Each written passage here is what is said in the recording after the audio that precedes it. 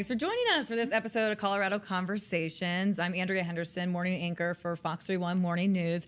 And I'm joined here by Kristin and Kellie. So thank you, ladies, for being here. And I want to read off your titles so I get them right. So Kristin, you're the event director for the Breckenridge and the Vail Wine Classics. Yes. And then Kellie, you're a founder and chief sommelier at SommSchool. So very cool. So we're talking all things wine, really, today. Yes. Yeah. So I guess we'll start with you, Kristin, because the Breckenridge and the Vail Wine Classics are right around the corner. And you co-own now the company that puts this whole thing on. Yes. And you're event director, so I'm sure it's a very busy time for you right now. Is. How is it going? I love Wine Fest season. Our company does all kinds of different events, but wine festivals are so near and dear to my heart. It's so fun to see all of these producers and chefs and partners of ours come together and produce something that really they're excited about, showcasing the wines that they love, showcasing food that they wouldn't normally get to create. So it's a really fun and creative time for us. And you're also involved in both of the events. They're both coming up in August. So just talk about your involvement with each of them. Yeah. So I'm excited to be returning. They're always there as a highlight of the year. And I'll be teaching a number of events, doing some seminars, some lunches, dinners. I'll be teaching rosé. We've got rosé on the table today to show you guys and talk about it a little bit. But I'll be teaching a rosé lunch along with a hike. And then I'll be doing an Italian dinner at Breckenridge. And then at the grand tastings, I'll also be leading a blind tasting seminar, or kind of an activation, a little game that we call Two Truths and a Wine. And we're going to help people find new favorite wines by covering up what the wines may be and letting you really taste and discern what your palate preferences are without being influenced by a label. So it's going to be a fun couple of weekends. That's super fun. Yeah. So maybe someone who's going to either of the festivals, you don't necessarily have to be like a big wino. I don't know what you call it. that's a one big of my- wine person. It's more about going. I mean, obviously there are going to be people there who are super into wine. Yes. But even people who maybe don't know a ton, just going and learning more about it, I'm sure is a big part of it. That's one of my favorite things about these festivals, especially the grand tasting, is it's a really low commitment level. So if you know that you love wine but might be intimidated by a wine list, you really get to let those wineries showcase what they're excited about. And you can say, I like heavier red, and that's all you have to say. Or you can say, showcase what you want to pour. And I think that's a really fun way to get to explore wine in a really low stress way, especially for someone who might be new to wine. And I'm sure, Kellie, for you, it's probably fun to have people kind of open up their minds or their palates, I guess, if you will, to trying different wines that they maybe typically wouldn't. Yeah, exactly. And I think what Kristin said is exactly right. You know, a lot of times when you're going to a restaurant or you're at a bottle shop, you really have to commit, right? You're going to buy the bottle, you got to pay the full price. And when you're at events like this, you can try and spit maybe hundreds of wines in a given day. If your spitting is up to its pro level, you can try lots of different things. You also don't have to finish the sample if you're like, Exactly. that's just not it for me. Yeah. You can do that. But I always love to let the producers kind of lead the tasting for me. I think that's so fun. And I usually end up trying something that I wouldn't normally try. Like, I'm not usually a Chardonnay girl. I prefer like a Sauv Blanc. But it has been really fun to discover those varietals that I might not normally buy a glass of at a restaurant and get that exposure. So it's been a really fun time. Non-committal. That's good. Yeah. And Like, Kellie's take a such a little great educator that, she can speak to wine for those wine experts who really want to take their knowledge to the next level, but also for those people who this might be their first festival, their first introduction to wine. Another thing I love about the festivals is we do have beer and cocktails. If you're going with a big group and maybe aren't as much of a wino, there's still something for everyone. Or maybe you're just like, okay, I've had a lot of wine. Let me just switch it out for a drink, have a beer or something like that. It's nice to have a little bit of variety. Okay, so the Vail Wine Classic, August 6th through the 8th. Breckenridge is August 20 to the 22nd. So it's a multi-day event. So if people have never been to either of the events before, what can they expect? Because I imagine there's different events, things happening throughout each day. Yeah, so each of the festivals has over 10 different events. They're each ticketed a la carte, so you really can plan your own adventure for your wine experience. So Thursday for both festivals will be our paired dinners. So Kellie has a few of those with us. And those really are one speaker or producer paired with a restaurant. They're creating something off menu that you can't usually get. So they're really, really taking those wines and creating a menu around it, which is really fun. And then Friday, we have a couple of lunches. Kellie has a few that are paired with hikes that are really exciting this year. And then the grand tasting is happening Friday and Saturday. So that is the biggest event of the weekend.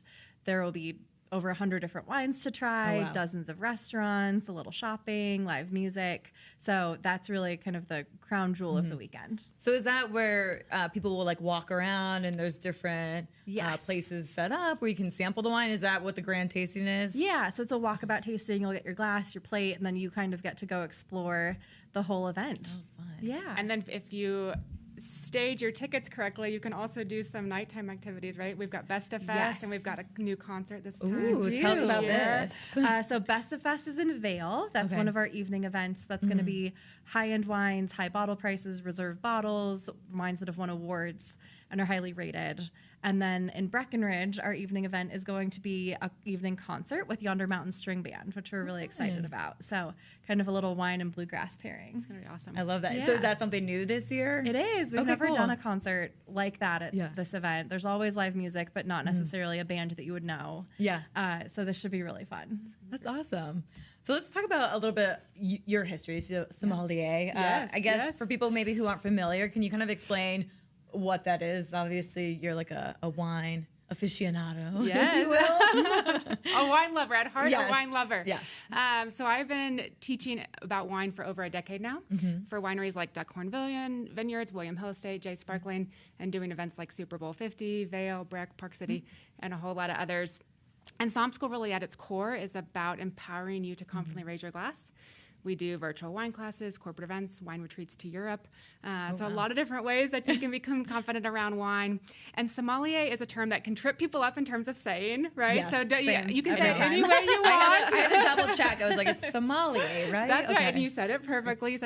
But you know, wine, there's a lot of pretension and intimidation around wine. And so that's what SommSchool started, was to remove some of that. And one of the things I love getting to do at the festivals is work and teach a number of different groups of people how to become more confident, right? Whether it's making sure that you know how to hold the glass correctly, which if you don't know, it's by the stem, right? You're going to hold on to. Yes, perfect. Just like that. There's a stem for a reason. Yes. It's not like that. No. Like for a couple of, if you hold on to the bowl, you're actually heating up your wine, right? Your body temperature is going to heat it up. And 80% of your perception of a wine is through your olfactory sense or your sense of smell. Okay. And so if you heat up your wine, you actually blow off the aromas. And at the same time, when you hold the bowl, your hand holds lots of oils and therefore odors. And it's actually going to compete with the aromas in the wine. So if you're enjoying all these beautiful glasses at the Grand Tasting or at Best of Fest, and you're holding it by the bowl, right, you're actually not able to experience what's in your glass fully. And that's the same reason that you wouldn't want to wear, when you come to the festivals, right, don't wear cologne, don't wear perfume, don't wear scented lotion. Because scented chapstick. Yeah, you're holding your wine. Great guide that she sends out before the event saying, this is kind of, how to have the best experience at the Grand Tasting and stuff like that. I think a lotut of people don't really think about, I would not, you just get ready. Right. Put your lip gloss on, put your, perfume or whatever Don't on. wear white. That's another good tip for the festival, right? Because you're drinking red wine. Your friends, you may not be drinking red wine, but your friends will probably be drinking red wine. I feel like that's just like a rule for me, like in general in life, because I'm constantly spilling on myself.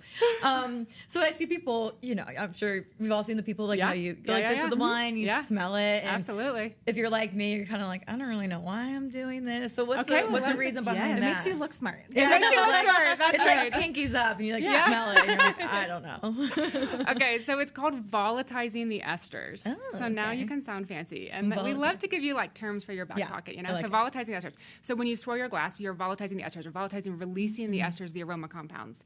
And it's part of the 10-80-10 principle. So 10% of your perception of a wine is through sight, 80% is through smell, and only 10% is through taste. So when you go straight to drinking your wine, you've missed 90% of what the wine has to offer. And so when you swirl that glass, you're releasing those aroma compounds. You're allowing yourself to really get that full expression of what the winemaker was trying to give you in the glass. That's so interesting. Is that one of the other, is that one of the only drinks, or is there other drinks where that's the case as well? There are other drinks. I don't know specifically in terms of beer. I'd say you're more of the beer expert than me, but definitely aromas. You can only taste 5 things. Sweet. Go ahead. I don't know that it's 80% for beer or whiskey, but it's definitely part of the experience. Because your palate can taste sweet, sour, salty, fatty, umami, right? That's what you can actually taste. You don't taste blueberry, you smell blueberry. Interesting. Right? And so you can smell thousands of things while you can taste a handful. And even when you taste, if you want to take it to the next level, first sip of your wine, if you just pull a little bit of air in at the same time, just a slight bit. Nobody will even notice. Yeah, that's perfect. That was done like a pro. What you're actually doing is you're making sure the wine hits all parts of your palate, right, so that you can feel the structure all over. Yeah. But you're also smelling the wine retronasally. Interesting. So it'll give you even more aromas when you do that. And people think like, oh, I'm tasting the strawberry. No, you're actually retronasally smelling the strawberry. It's so crazy. I mean, and I'm sure that's obviously the case with just what we eat and what you drink. You just don't like think about that. You're like, oh, I'm tasting it. Like this tastes good. But so much of it is just all your senses kind of combining for that. It's pretty crazy. And I'm sure it's so fun. Are these the types of things that people learn when they take one of your classes or your events? Yeah, we teach all different kinds of things. And I'll be diving into rosé in Italy, both at Vail and Breck, and that'll be really fun. We'll talk about mastering food and wine pairings. I always do that when I'm pairing it. When we have our paired lunches and dinners, we'll talk about different principles. A lot of times people think, that's for the somm, like that's why restaurant somms exist, is to make sure that this pairs well together. But there's really just a handful of key principles. And if you know those, and little things like acid goes with acid, match the weight of the wine with the weight of the food, kind of core principles. If you know that, you can pair in any situation. So we'll dive into things like that. We'll dive into making sure that you know how to taste like a pro, so that when you go to the grand tasting or the Best of Fest, you're well equipped to experience everything there. So we'll go into all of that at the lunches and the dinners. And one of my favorite ones that Kellie's speaking to this year is the rosé. So I'm a rosé lover, but didn't really know a lot about the production methods. You can see that these 3 bottles are different colors, and she speaks to why that is the case, the sweetness levels, the production methods, which there are 3. It depends on how you count them, but normally we would say 3. Okay, gotcha. Yeah. But it's really interesting in how that pulls through to the flavors, even being less of a wine aficionado. I think it's still really interesting concepts and learning more about wine and what to look for when you are in a bottle shop or looking at a restaurant list. I feel like it's so fun to while you're drinking and enjoying, but also just learning about everything that goes into it. And I know one of the things you said that you would learn is like the best way to predict how it would taste. And a lot of people might say like, oh, the color. Exactly. But that's not necessarily the case. Not at all. And that's, one of the best things you can do to buy smart is to make sure that you buy wine that you actually like, right? Because if you're throwing it down the drain because it wasn't your preference, then that's a waste of money, right? And I love teaching about rosé because it's so applicable to buying for your preferences. Because you walk into a bottle shop, you look at the beautiful colors, and you think like, okay, the darker one's going to be sweet, right? Everybody has that thought. So a lot of people gravitate towards the lighter colored ones to avoid that sweeter style. Or if you like sweet, that's great too. And they're going after dark thinking they're going to get sweet. But color is not an indicator of sweetness levels. Interesting. It's actually, as Kristin mentioned, it's an indication of the grapes that were used and the production method, okay, how they made the rosé. And that's going to lead to the color of the wine. If you want to buy smart and you do or don't want to buy sweetness levels, instead of picking it off the color, we're going to dive all into it at Vail and Breckenridge. But the trick is to actually look at the alcohol. Okay. So you're going to turn the bottle around, you're going to look for the ABV. And this applies to rosé, this applies to other things that might have sweetness like Riesling or Gewürztraminer. If the ABV is 12% or higher, the wine is dry. Okay. If it's under 12%, the wine is going to have sweetness. And the further you move from 12, the sweeter it's going to get. So an 11% alcohol is just like slightly sweet. 9% is going to be very visibly sweet, okay? Because it has to do with the production method, right? And if a wine is allowed to finish its natural fermentation, right? Wine is just grapes and yeast doing their thing. And if it can finish that fermentation, it's going to be at least 12% alcohol. So if we see something under, we know that the fermentation is what we would call arrested. So they would stop the fermentation early, preserving some of the natural sugar in the wine. Gotcha. And that's going to be the best way to buy for your palate preferences. We'll talk more about the production methods and all that when we have an hour and a half together at these lunches and dinners. But that's really looking at the ABV is going to help with any kind of prediction of sweetness that you're looking for. That's so useful, just in day-to-day life. You know, you go to a restaurant and you look at a menu, and I'm not someone who knows a ton about wine. Like I'll drink wine, and I know I like drier wines. Yeah, good. So I'll be like, I don't know. Like I'll just ask the waiter, waitress, what do you think? But now just knowing that, like, okay, if it's a higher ABV, I know it's going to be a little bit drier. Yeah. Whereas it's lower, it could be a little bit sweeter. Yeah. Which is something that personally I would want to steer away from a little bit more. And even only knowing that coming to the grand tasting, I think is so fun because you can say, I like a drier red, I like a sweeter white, you know, and they can really help guide your experience, and you can discover new wines that you really love and will recognize and want to buy again. Okay, I have a question because I've always heard, and I don't know if this is true, but like a price tag, if you're going to buy wine at a store, a price tag doesn't necessarily like indicate quality. Absolutely. Okay. And I think that's one of the things that's really fun about our Best of Fest event is that the price point is either high or it's highly rated. So we ask that those wines are either $50 or more or that they're 90 points or higher. So Kellie can speak more to the rating system, I'm sure, but it doesn't necessarily have to be a high price point to be highly rated. Yeah. Gotcha. And there's a lot that goes into price point, right? And what we teach and preach a lot at SommSchool is getting the best bang for your buck, making your wine dollar go further. Yeah. And to do that, right, you want to drink lesser known grapes and lesser known regions because the more famous grapes in the more famous regions, those names have marketing power, right? The name Chardonnay has marketing power behind it. The name Napa has marketing power. And I lived and worked in Napa for a decade, right? So I love those wines, drink them, enjoy them, right? But if you're looking to further your wine dollar, lesser known grapes and lesser known regions is where to do that. And so you're exactly right. Like price point isn't going to be necessarily an indicator of quality because you've got that marketing power behind it too that's also going to drive up or down the price. And so really the real steals and the things that you get to try at the festivals are going to be this wide breadth of wines. And you mentioned earlier, like I go to a restaurant and I say, okay, I like, you know, this drier style. That's the best thing you can do is learn to articulate your personal palate preferences. And when you're at the festivals getting to try all these different ones, you can say, okay, I like the higher acid, right? I like light-bodied, high-acid white wines. If you can walk into a restaurant or a wine shop and say that, it is going to make sure that you walk out with a bottle you love. Because if you walk into the restaurant or the wine shop and you say, oh, I like drinking...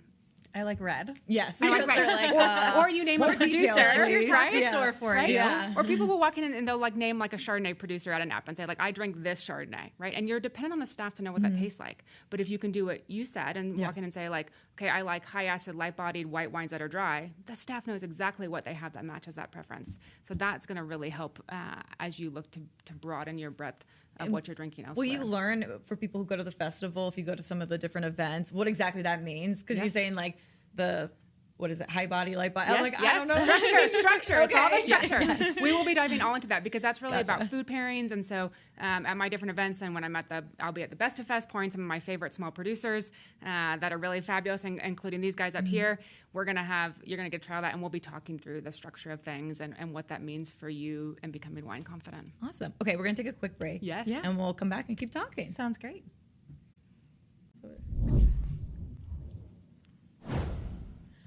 All right, so we were just talking about different things to know about wine, whether you're ordering wine at a restaurant, whether you're going to the store and trying to buy a bottle of wine, and the fact that these are all different things that you can learn at the festival. Is a festival kind of like a choose your own destiny situation where there's different events and you can kind of pick what you want to do? Yeah, so each event, there are over 10 events within each festival, whether that's being paired culinary experiences or like a hike and wine lunch or the grand tasting, Best of Fest, the concert.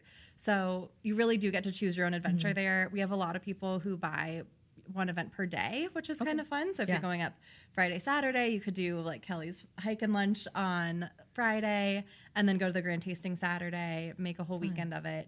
That's kind of our recommendation is to pick one event per day. More than that is maybe for the pros. I can't hang for now. Can I tell you what I tell my friends?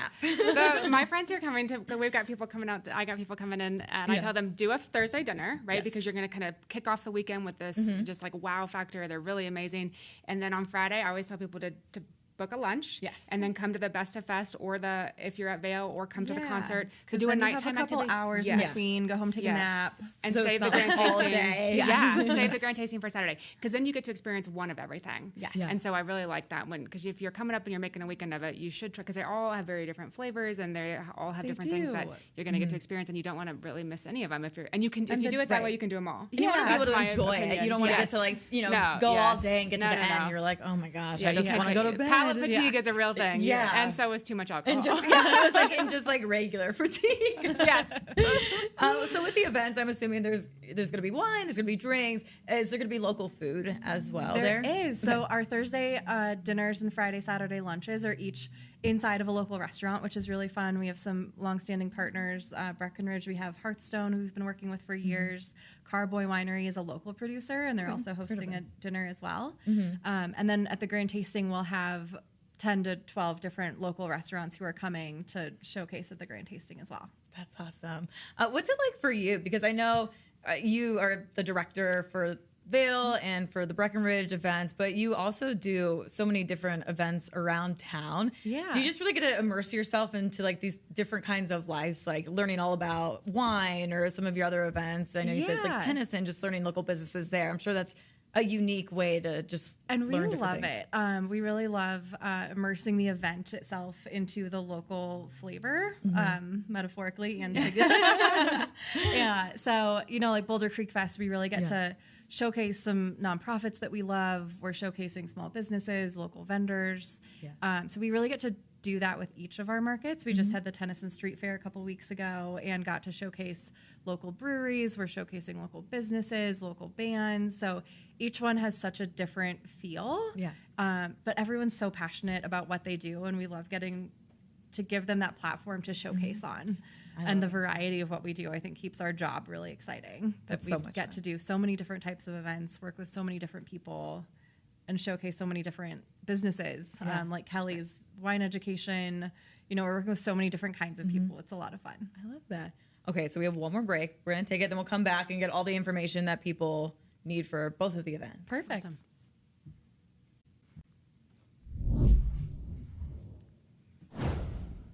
All right, the Vail and Breckenridge Wine Classics right around the corner. Coming up in, well, I guess this weekend by the time this airs. So Vail is going to be August 6th to 8th, and then the Breckenridge Wine Classic August 20 to the 22nd. So what do you recommend? Do people need to get tickets ahead of time? Where should they do that? What do they need to do? Definitely get tickets ahead of time. We do have several events that are already selling out. The VailWineClassic.com and BreckenridgeWineClassic.com will be where you get those tickets.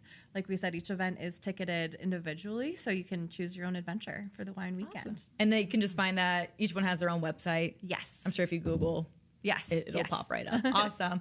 And then you run SommSchool, and I know you're going to be at both of these festivals, but throughout the year, do you have different events or different things that you run? Yeah, we do virtual wine classes all the time. We've got one tonight, virtual corporate events, in-person corporate events, and then the wine retreats to Europe, which we've just announced our 2027 Burgundy, France retreat. So they do sell it really fast. I'm headed to Piedmont for Barolo, our wine retreat to Barolo and Barbaresco in a couple of weeks. After our festival is concluded, I'll be headed out there. But you can find all of that at sommschoolwine.com. Awesome. Well, thank you, ladies, so much for coming, and good luck this weekend. The next couple of weekends are going to be so much fun, and make sure check them out online. Awesome. Thank you. Thank you.